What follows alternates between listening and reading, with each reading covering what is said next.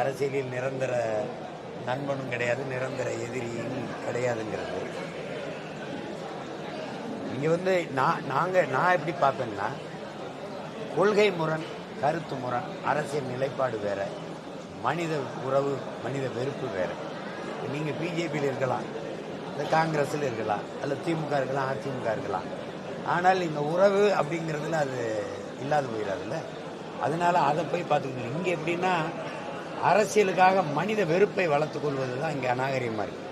அது நம்ம மாநிலத்தில் தான் ரொம்ப அதிகமாக இருக்குது.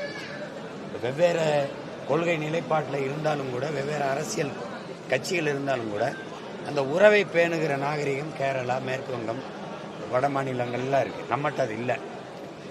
அதனால இந்த நிரந்தர நண்பனும் இல்லை, நிரந்தர எதிரியும் இல்லைங்கிறதுலாம் தேவைக்கேற்ப கூட்டணி வைக்கிறாங்கல்ல, அவங்க சொல்கிற கூற்று.